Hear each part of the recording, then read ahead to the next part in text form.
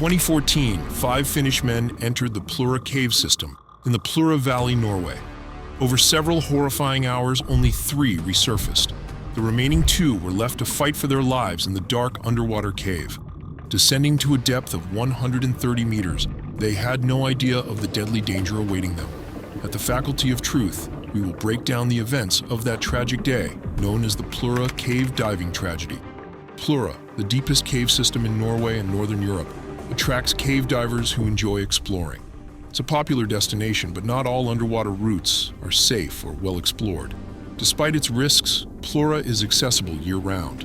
The water is clear but extremely cold in Norwegian winters, with the surface of Lake Plura even freezing over. Nevertheless, Plura draws divers eager to explore its mysteries. Tourists appreciate its colorful caves, and beginners dive in the shallower areas to enjoy the cave fauna and formations.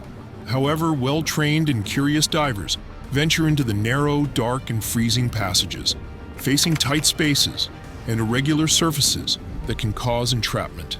On February 6, 2014, 2 Finnish divers carved a triangular hole in the ice covering Lake Plura and slipped into the water. They descended swiftly, wrapped in waterproof dry suits and carrying hefty diving gear.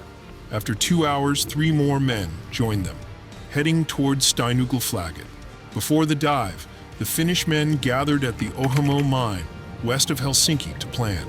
Though there was no designated leader, Patrick Grankvist, part of the trio that discovered the passage the year before, took the lead, confident the dive would go smoothly. This dive tested the limits of an already dangerous sport. Amateur divers typically limit themselves to half-hour to hour-long dives at 30 meters depth. However, this expedition, aided by underwater scooters, extended to about 5 hours, reaching depths beyond 130 meters. The deeper they went, the riskier the navigation became. Cold water and narrow tunnels posed constant dangers, while sharp rocks could cause fatal injuries. Prolonged dives at these depths increased the risk of equipment failure or hypercapnia, carbon dioxide poisoning. Cave divers rely on rebreathers, which absorb the carbon dioxide they exhale, requiring a regulated and steady breathing pattern.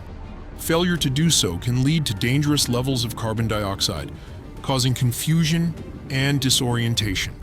About an hour into the dive, Patrick Grankvist and Jari Huotar navigated through the deepest section, approximately 110 meters below the cave entrance.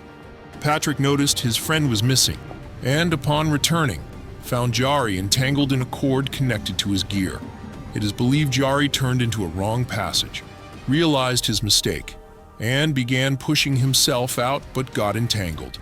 He signaled distress to Patrick, showing signs of pain and panic, risking hypercapnia. Patrick handed him a gas cylinder to reduce carbon dioxide intake, but during the mouthpiece switch, Jari inhaled water, drowning despite Patrick's attempts to save him.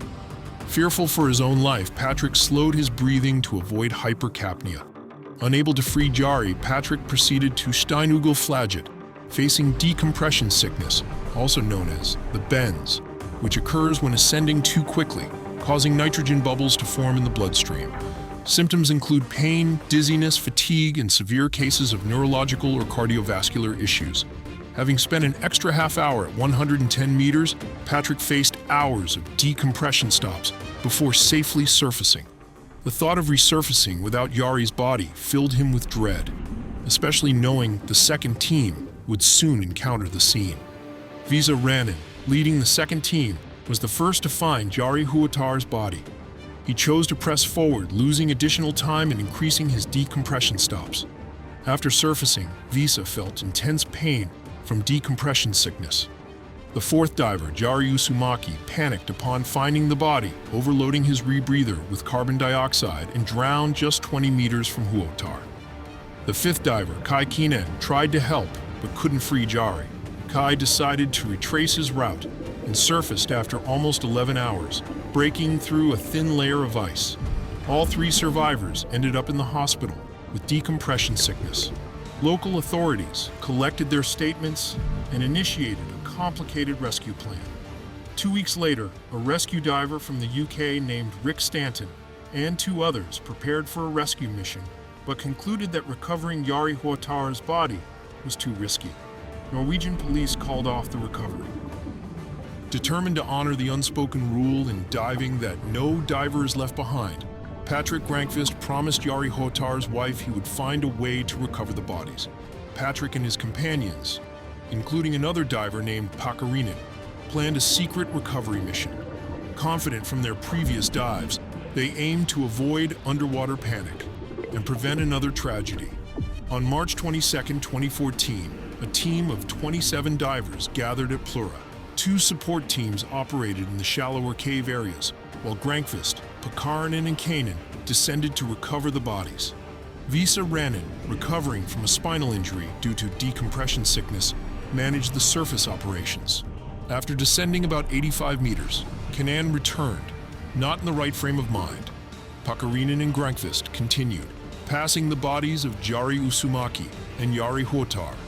They managed to release the bodies and maneuver them through the narrow cave, towing them to the surface. The Norwegian authorities pointed out rule violations during the operation. Memorial services were conducted for both men, giving the surviving divers a chance to mourn their losses properly.